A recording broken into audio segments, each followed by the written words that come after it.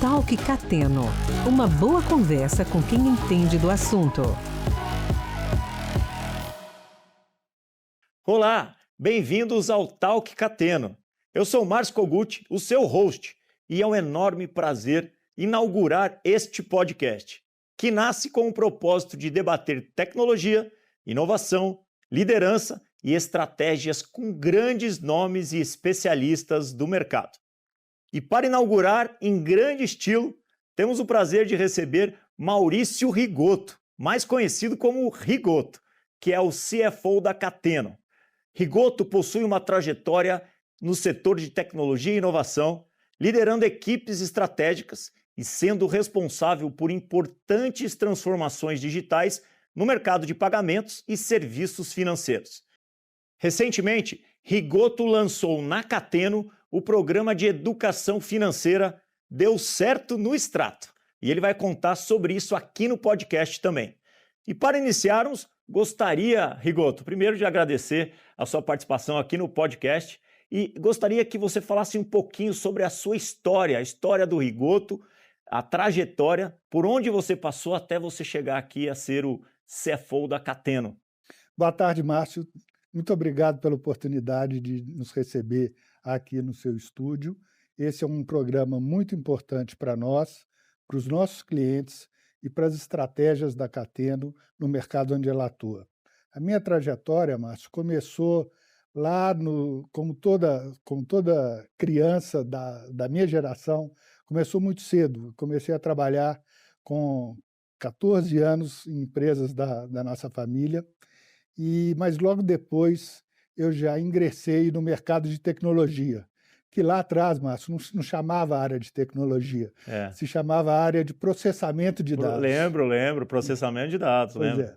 Então, eu tive a honra e o prazer de ingressar no Serpro, que era a empresa de processamento de dados do governo federal, e hoje é uma empresa muito relevante no cenário de tecnologia. E financeiro também, né? Também, exatamente. Na época, o Serpro processava o conta corrente da Caixa, além de todo o serviço de processamento do Imposto de Renda e do Ministério da Fazenda, como faz até hoje. Passei cerca de 4 anos no Serpro, depois fui para uma outra empresa de tecnologia do município de Belo Horizonte, que é a Prodabel. Na Prodabel eu ainda fiquei por mais de 10 anos.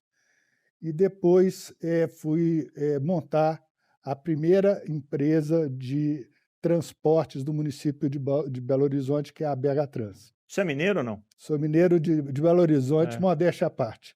Você sabe que eu falo com muitos mineiros aqui, é muito legal ver a trajetória de vários mineiros aqui que acabaram conquistando o Brasil e muitos até o mundo. É muito bacana ver isso, que Minas sempre revela grandes talentos. Obrigado.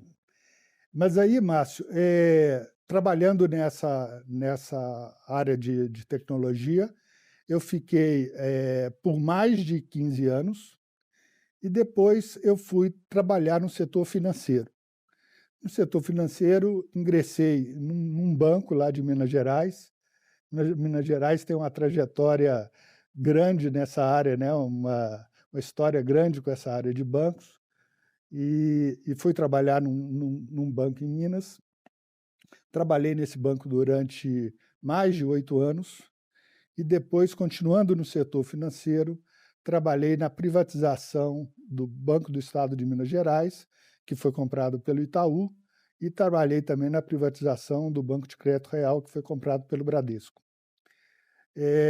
Seguindo essa trajetória, voltei para o setor de tecnologia, fiquei mais 14 anos trabalhando no setor de tecnologia, mais ligado à área de transportes, e foi uma trajetória muito rica, porque aí eu já tive a oportunidade de trabalhar com um boom de tecnologia voltada para a área de varejo.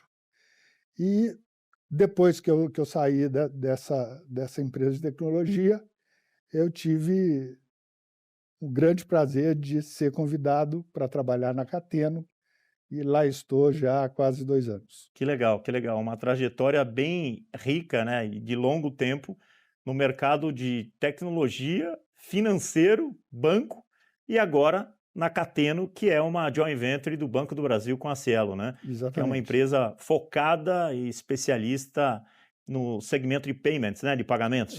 Nós somos especializados no setor de meios de pagamento, fazemos justamente o elo de segurança, de tecnologia, tanto com a área de varejo, com a área financeira e com a área de meios de pagamento.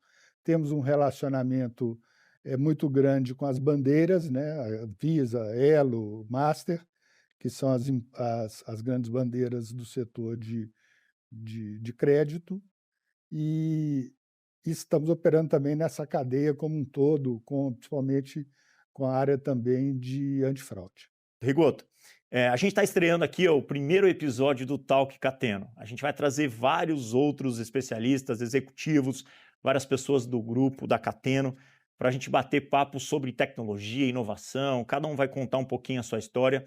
E a gente vai trazer aqui alguns insights do mercado e daquilo que as pessoas precisam em casa, tá ouvindo e tá vendo, para mexer no mindset, para mudar um pouquinho a forma como economiza dinheiro, como cuida do dinheiro ou como utiliza a tecnologia. E hoje a gente separou aqui com o time da Cateno, a gente separou algumas perguntas aqui, na verdade alguns temas para a gente discutir, para a gente debater aqui nesse primeiro episódio do Talk Cateno. Tudo bem? Tudo bem, vamos lá. Então tá bom. Então vamos lá. Rigoto, é o seguinte, existe hoje uma preocupação, né, de todas as pessoas. A gente vê muitos influenciadores financeiros comentando sobre finanças, como você cuidar do dinheiro e tal, mas você que hoje é CFO da Cateno e que tem toda essa bagagem, já trabalhou em vários grandes bancos, eu queria que você falasse no ponto de vista do Rigoto, assim, e com base na sua experiência, quais os principais erros que a maioria das pessoas cometem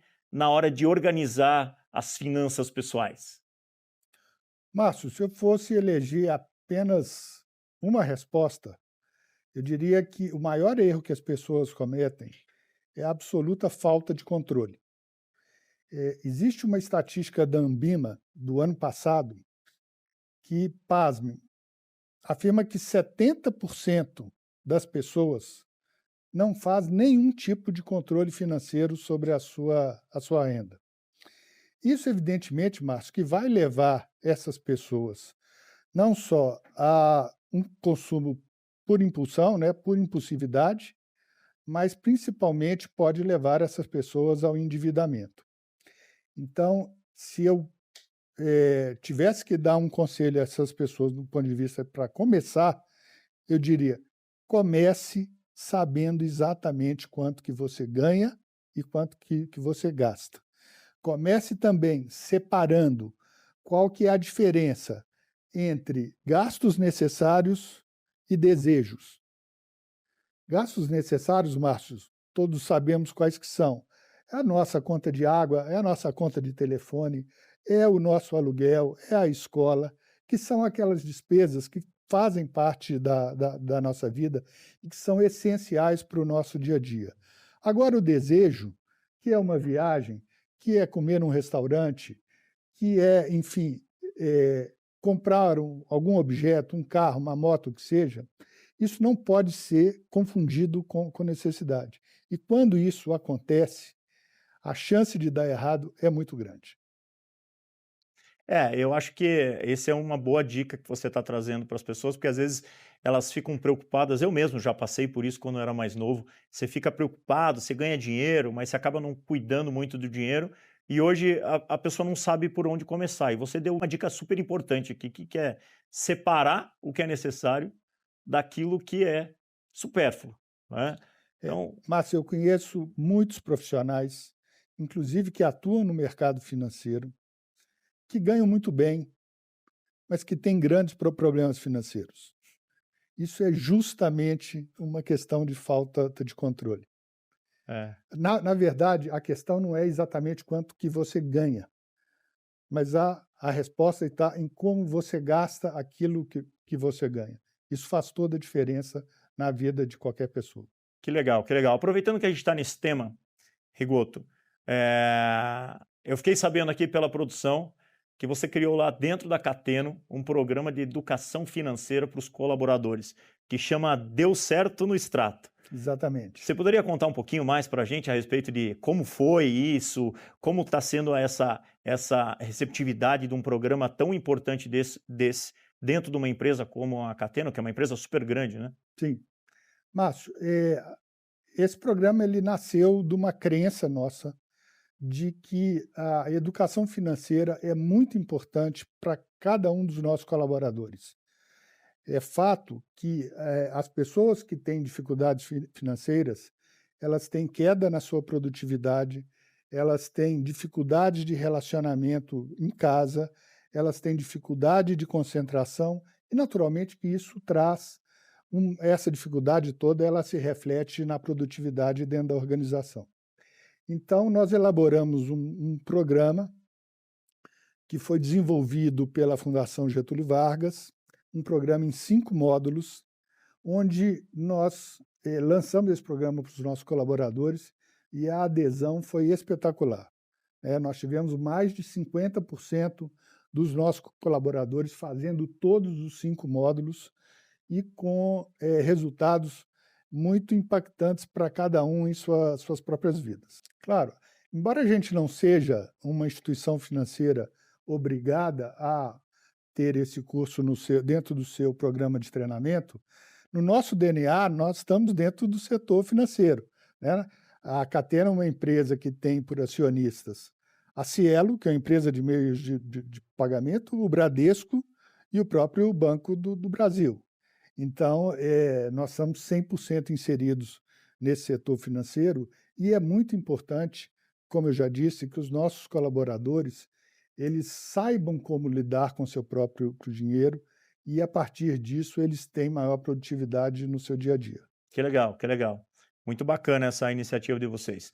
Bom, Rigoto, então, nesse ponto de educação financeira, além de separar o necessário daquilo que é supérfluo, para você ter um cuidado, qual seria o passo inicial? Além disso, tem algum outro passo inicial se alguém ainda está na dúvida? Olha, se for o passo inicial para quem está iniciando é fazer um inventário mesmo das suas receitas e suas despesas. Abre uma planilha ou anote num caderno, da forma como você achar melhor, tudo que você ganha e tudo que você gasta. Faça isso durante 30 dias, anotando desde a maior despesa até o cafezinho que se toma na padaria. Eu tenho certeza que o resultado vai ser revelador. Quando você, ao final do mês, somar tudo aquilo que você ganhou e tudo aquilo que você gastou, você vai começar a ter insights muito interessantes de para onde está indo o seu dinheiro e, principalmente, o que você deve fazer para gastar menos com coisas que você não queria gastar e começar a pensar em como usar melhor o dinheiro que você ganha. Boa dica, eu vou fazer isso também. Um mês só é o suficiente ou tem que fazer um pouquinho mais? Um mês é mais do que o suficiente. Agora, quando você fizer isso pela primeira vez em um mês, você vai ver que você vai ter a necessidade de fazer isso com mais frequência. Até porque, quando você fizer isso, você vai estabelecer planos, vai estabelecer metas, vai estabelecer resultados. E para que você saiba se você está perto ou não de alcançar esses planos e metas, você vai ter que acompanhar os seus gastos com mais frequência. Ora, pode parecer difícil no começo, mas uma vez que você montou a primeira planilha, os próximos meses são só outras colunas que você vai acrescentando à sua planilha, e aí você vai começar, inclusive, a entender que você tem épocas onde determinados custos são maiores. Passados alguns meses, essa estrutura de custos da sua vida ela muda um pouco, porque a gente tem muitas despesas na nossa vida que são sazonais. Então, que se gasta mais numa determinada época com uma coisa e menos em outra época. Imagina que se você pudesse escolher o que você faria com o seu dinheiro, se você faria exatamente aquilo que você faz hoje. Ou se boa parte das suas decisões hoje financeiras, se na verdade boa parte dela não é uma consequência de alguns erros que você cometeu no passado. seja uma decisão errada de compra de um apartamento, seja uma decisão errada da compra de um bem de consumo que você imaginava que iria te trazer certa satisfação, mas que, na verdade, no final foi bem diferente a experiência.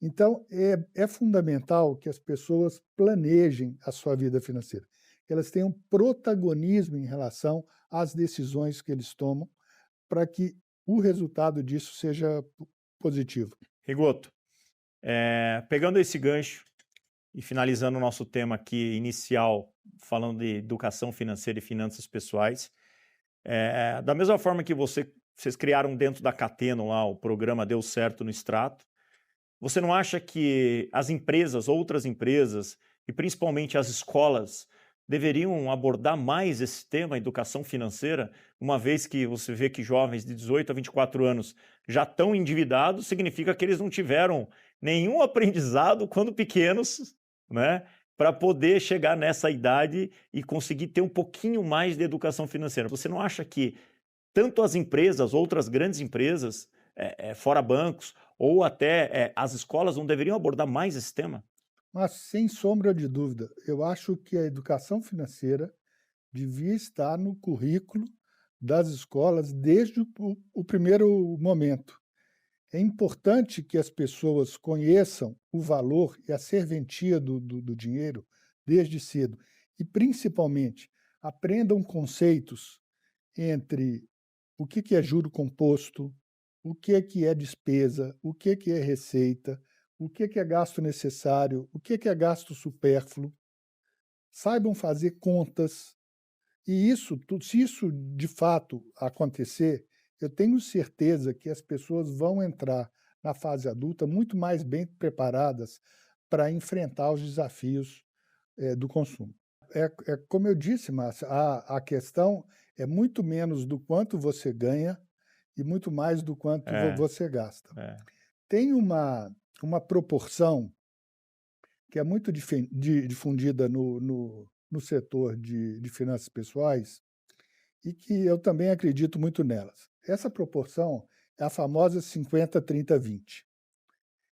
Ela é uma diretriz na qual você tende que você deve procurar gastar com despesas fixas no máximo 50% da sua renda. Então, ali nesse 50% estão as despesas obrigatórias, né? Telefone, água, luz, aluguel, essas coisas. 30%, Márcio, você deve gastar com coisas que te fazem bem.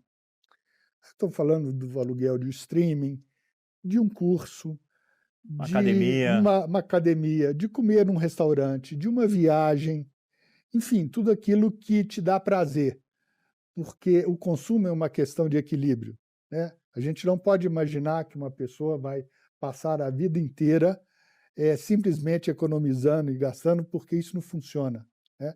A pessoa precisa usar do reconhecimento e da possibilidade que o dinheiro que ela ganha traz para ela, que é exatamente poder gastar o dinheiro com consciência. E 20% você deve poupar.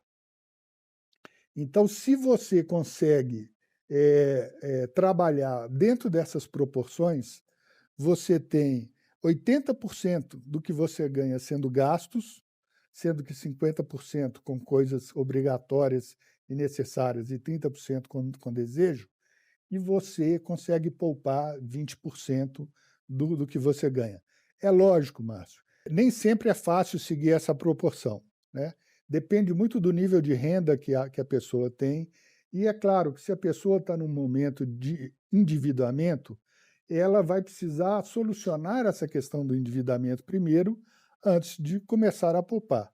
Mas qualquer poupança, seja R$50 por mês, é um ótimo começo, porque ela começa a trazer para você o nível de segurança financeira que você vai precisar ali na frente. Não, que legal. Eu acho que você deu uma boa dica, Rigoto, porque olhando um pouco para minha vida, né?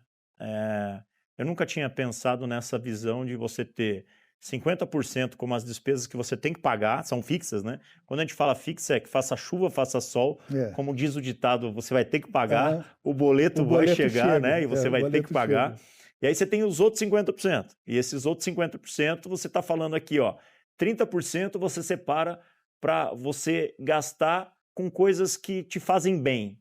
Eu nunca tinha ouvido ninguém falar isso. Porque, e é uma coisa legal, porque eu acho que as pessoas precisam disso. É óbvio que isso vai de cada um, porque tem gente que prefere, não quero nada que me faz bem, acha que nada faz bem, e em vez de querer gastar 30%, vai querer economizar os outros 50%, né? Vai querer economizar os outros 50%, mas essa proporção 50, 30, 20, 30 você gasta com aquilo que te faz bem e 20 você poupa, é uma proporção inteligente, ao meu ponto de vista, porque você não está sendo radical, né? Você não é radical nem para um lado e nem para o outro.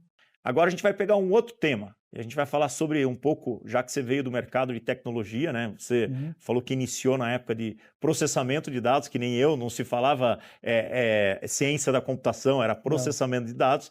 A gente vai falar um pouquinho dessa evolução que está acontecendo nos modelos de negócio no setor financeiro, especialmente nessa transição de bancos tradicionais para digitais, dessa forma como que a gente lida hoje com o pagamento e com a gestão do nosso próprio dinheiro.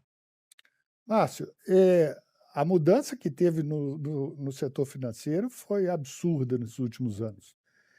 Você, assim como eu, vivenciou uma época em que você precisava ir no banco para resolver qualquer coisa, desde o pagamento de uma conta até conseguir retirar um talão de cheques.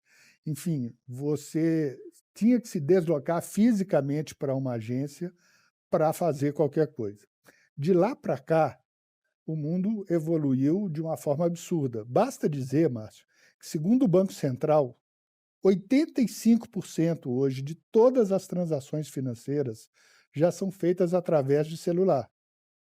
Então, imagina o nível de inclusão que essa tecnologia trouxe para a grande maioria dos brasileiros e de todas as pessoas do mundo, e as possibilidades que isso traz do ponto de vista de facilidade, de ganho de eficiência, de acesso que as pessoas têm, portanto, a produtos financeiros, com tudo que aconteceu em termos de tecnologia no mundo. Ô Rigoto, pegando no ponto aí dessa inovação no sistema financeiro no Brasil e no mundo, o que você acha que a gente espera para os próximos anos? Porque a digitalização bancária, ela entrou como um facilitador, né? Como você comentou aqui, antigamente as pessoas tinham que ir num banco, né? Muito tempo atrás você tinha que abrir uma conta e hoje você faz tudo isso por um aplicativo, né? Você acha que isso vai trazer cada vez mais riscos para o sistema financeiro ou os bancos e as empresas estão tomando esse cuidado? Eu acho que a digitalização ela é muito mais um benefício do que um risco, né? Concordo. Basta dizer que qualquer pessoa hoje, de qualquer lugar do Brasil, da sua casa, com o celular na mão, ela consegue abrir uma conta bancária, consegue ter acesso a produtos de empréstimo, a produtos de financiamento, a produtos de investimentos. E isso para mim, não tem volta, isso veio para ficar. Evidentemente que a digitalização também trouxe a questão da instantaneidade dos pagamentos e das transações.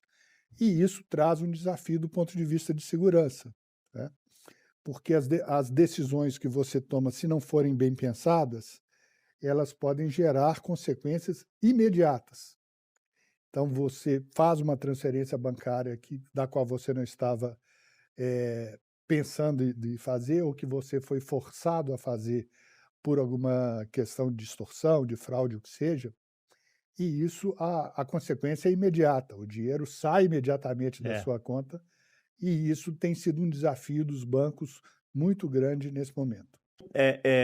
Vendo todo esse contexto de pagamentos instantâneos e cartão que hoje também é utilizado por a maior parte dos brasileiros, como você falou, o que você vê de evolução para os próximos? Consegue prever alguma evolução na parte de pagamentos ou de envio e remessa de dinheiro para os próximos 2, 3 anos aí? Tem muita coisa para mudar ainda, não? Márcio, eu acho que nos últimos 2 anos, nós já estamos passando por uma nova revolução, que é a revolução da inteligência artificial. Eu estive, neste mês, num seminário da McKinsey, em Barcelona, e a McKinsey revelou estudos de que o setor financeiro deve ganhar cerca de 30% a mais de eficiência operacional com o uso da inteligência artificial. Então, eu acredito que os próximos anos vão ser marcados por um aumento absurdo do nível de eficiência das organizações, por causa da inteligência artificial, e também porque eu acho que o mundo todo, né, assim como o Brasil, vem se desenvolvendo, vem se integrando.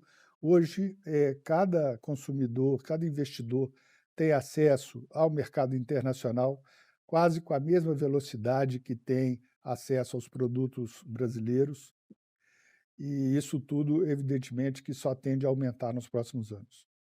Eu também acho que a gente já está numa grande evolução, mas com a evolução da inteligência artificial e essas eficiências que a gente vai ter em diversos setores, especificamente no setor financeiro, a gente vai ter novos rumos aí, né, para o mercado financeiro.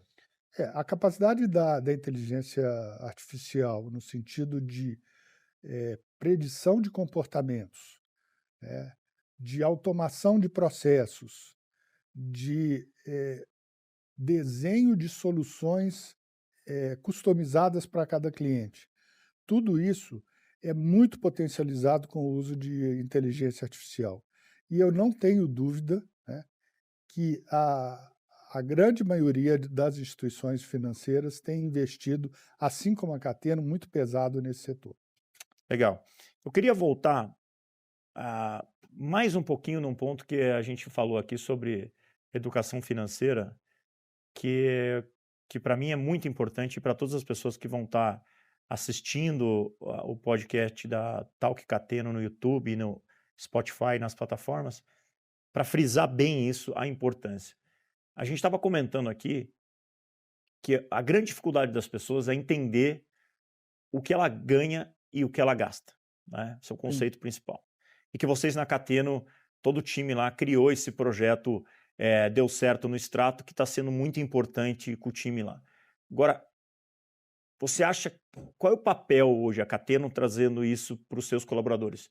Você acha que essa educação financeira tinha que vir de outras empresas também, de outros grupos? Você acha que isso tem uma importância muito grande para que outras grandes empresas se espelhem no que vocês estão fazendo na Cateno?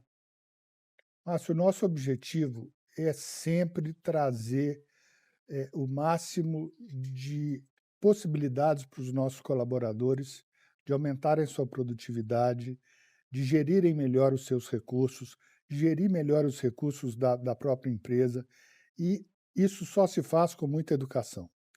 E, nesse sentido, o nosso investimento tem sido muito direcionado a aumentar o nível de conhecimento e de capacidade do nosso time.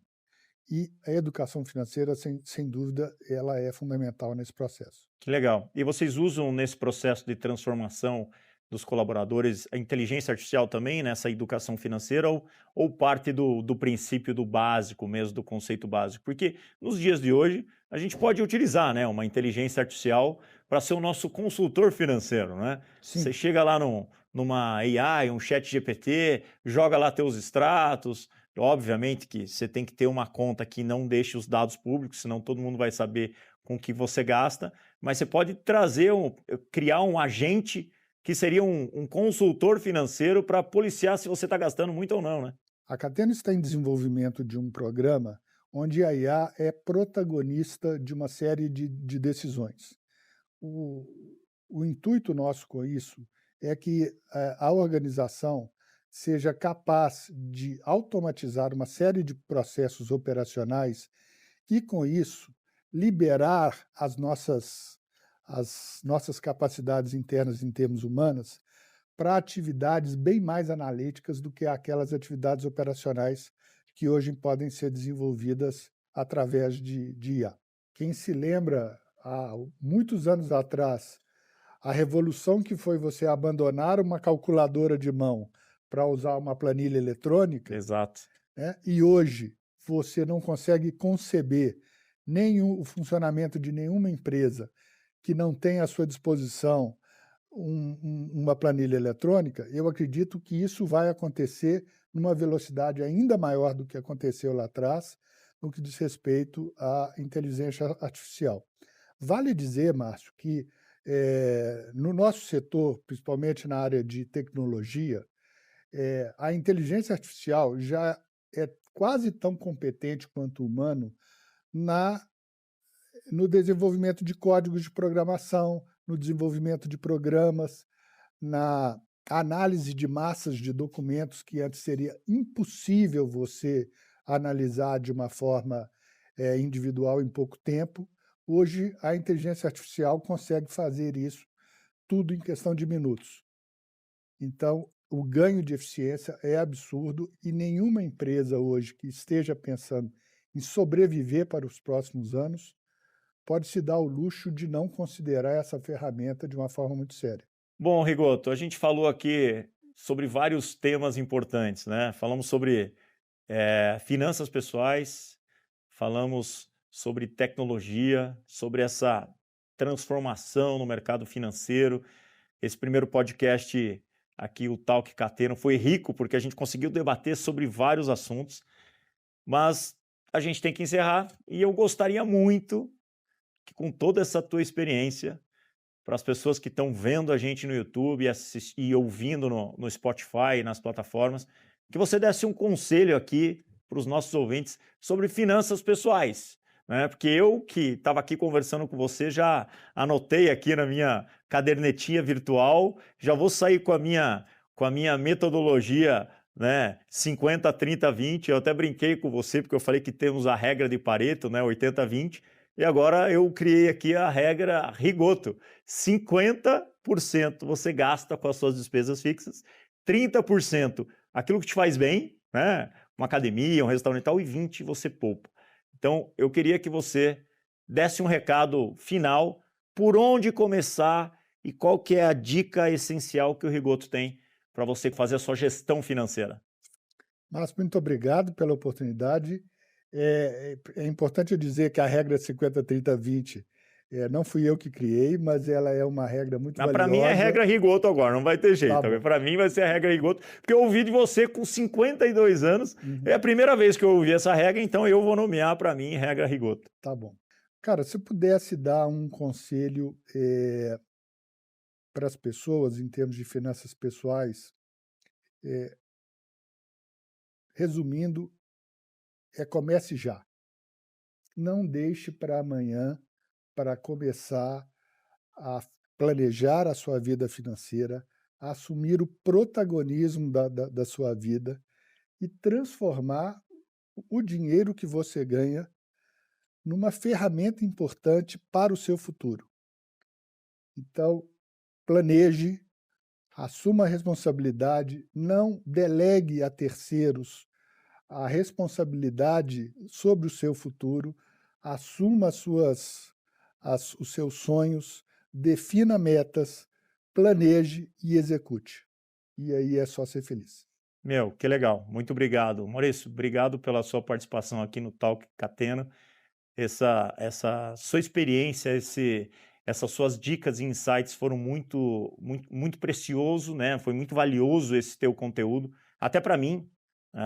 Pessoal, eu sou uma pessoa que já ganhei muito dinheiro, já perdi muito dinheiro, gasto muito dinheiro e eu vou sair daqui, ó, começando já, fazendo exatamente o que o Rigoto falou, porque às vezes a gente fica deixando, né, fica relutando, mês que vem eu vejo, a outra hora eu vejo, você não quer saber e você acaba nunca saindo da mesmice. Então, como eu vou fazer, você que está ouvindo, sugiro que você, nesse primeiro episódio do Talk Cateno, siga os conselhos aqui do Rigoto, Maurício Rigoto, que com toda essa trajetória, hoje é CFO da Cateno, uma empresa que é uma joint venture do Banco do Brasil e da Cielo. Eu espero que vocês tenham gostado do primeiro episódio e não esqueçam de seguir a Cateno nas plataformas digitais, curtir e compartilhar todo esse conteúdo com seus amigos aí, para eles também terem dicas de finanças aqui com o Rigoto. Rigoto, mais uma vez, muito obrigado. Obrigado. Pessoal, foi um enorme prazer esse primeiro episódio do Talk Cateno, aqui com meu amigo Rigoto, CFO da Cateno. Eu espero que vocês tenham curtido, compartilhe com os amigos de vocês e a gente se vê no próximo episódio do Talk Cateno. Até mais! Talk Cateno, uma boa conversa com quem entende do assunto.